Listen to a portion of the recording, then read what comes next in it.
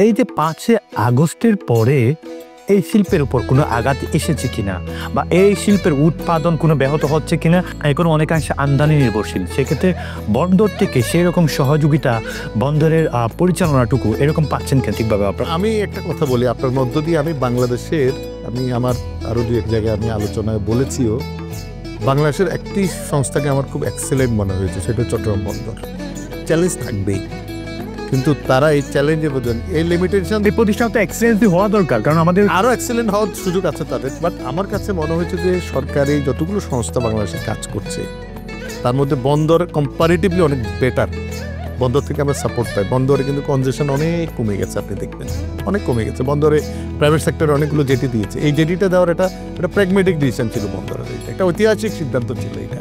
এখনও আমি মনে করি যে আরও নদীর ওই পারে যদি টেকনিক্যালি সম্ভব হয় আরও প্রাইভেট জেটি দিয়ে দেওয়া উচিত। সরকার তো ব্যবসা করবে না, সরকার ব্যবসাকে ফ্যাসিলিটেট করবে। এই যে চট্টগ্রাম বন্দর কিন্তু আমাদেরকে জেটি দিয়েছে, বছরে কিন্তু 4 কোটি টাকা ভাড়া পাচ্ছে। দেখেন এই জেটিটা করতে তাদের 13 কোটি টাকা খরচ হয়েছিল, মাত্র 13 কোটি টাকা, জিরো মেনটেনেন্স পাচ্ছে আমাদের কাছ থেকে। আমরা তাদের কাছ থেকে 10 বছরের জন্য নিয়েছি, তার মানে তাকে আমি 40 কোটি টাকা দিব। খেয়াল করেন আপনি, বাংলাদেশের সরকারের কোনো প্রতিষ্ঠানের ব্যবসায় বিনিয়োগের রিটার্ন এত দ্রুত আসে কিনা আমি জানি না। একটি ব্যবসাও আছে কিনা, একটি ব্যবসাও নেই। এই একটা উদাহরণে দিলাম যে আমরা যে জেটিটা নিয়েছি কনফিডেন্স সিমেন্ট, এরকম আরও দিয়েছে। আমি আমারটারই কথা বলছি, 40 কোটি টাকা দিব এই জেটিটা খরচ করতে। তাদের মাত্র বানাতে তাদের মাত্র খরচ হয়েছে 13 কোটি টাকা। তার মানে হচ্ছে যে 3.5 বছরে তাদের এটা রিটার্ন এসেছে। তার মানে এইরকম বিনিয়োগ করেছে। এবং আমরা একাই এই জেটির যে সক্ষমতা আছে, এই জেটি চাইলে একাই আপনার বছরের 17 থেকে 18 লক্ষ টন মানে আপনার কার্গো ডিসচার্জ করতে পারে। তাহলে বুঝতে পারেন যে এই ছোট ছোট জেটি দিয়ে চট্টগ্রাম বন্দর, এটা আমি বলবো যে অত্যন্ত ডাইনামিক একটা ডিসিশন হয়েছে।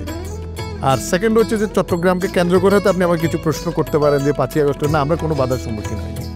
চট্টগ্রামে সম্ভবত আমাদের কোনো ইন্ডাস্ট্রিতে আমরা কোনো আঘাতের সম্মুখীন হই নাই, কোনো শ্রম অসন্তোষ হয় নাই, শ্রমিক অসন্তোষ হয় নাই।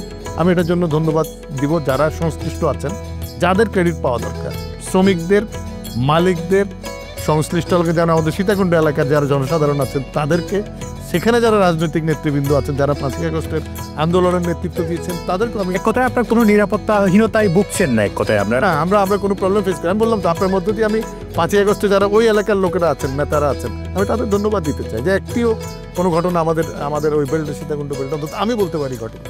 বাকি হয়তো কোথাও ঘটতে পারে। আপনি কি শুধুমাত্র কনফিডেন্স সিমেন্টের কথাই?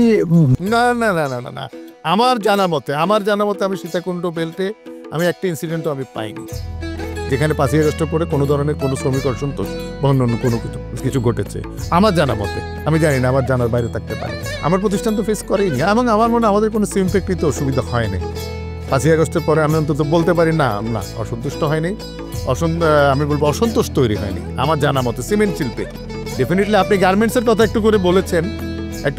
দেখেন গার্মেন্টস তো শ্রমঘন শিল্প, গার্মেন্টসের চ্যালেঞ্জটা সবসময়ই থাকবে।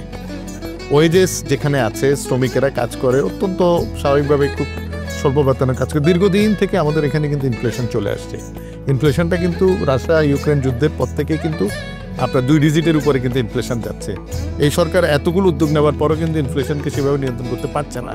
এটা আন্তর্জাতিক কারণ, যতটুকু না আমাদের আভ্যন্তরীণ কারণ সেটা হয়েছে। এখন এটা হয়তো বলতে পারে যে আন্তর্জাতিক তো সমস্যা নেই, সমস্যা যেটি হয়ে গেছে আমাদের কিন্তু 80 টাকার ঘর থেকে কিন্তু 120 টাকার ঘরে এখন ডলার চলে গেছে। এটা হচ্ছে কিন্তু আমাদের ইনফ্লেশন প্রধানতম কারণ। আমরা কি ওই জিনিসটা দেখি না? কারণ আমাদের দেশের আমরা শুধুমাত্র মানে আপনার খাদ্য পণ্য ছাড়া সব পণ্য তো আমাদেরকে ইম্পোর্ট করতে হয়। আমাদের এই আমদানি নির্ভর। আমরা তো এখানে খুব বেশি কোনো কিছু উৎপাদন করতে পারি না, জায়গা ছোট, আমাদের দেশটা ছোট। আমরা শুধুমাত্র কৃষি পণ্য উৎপাদন করতে পারি।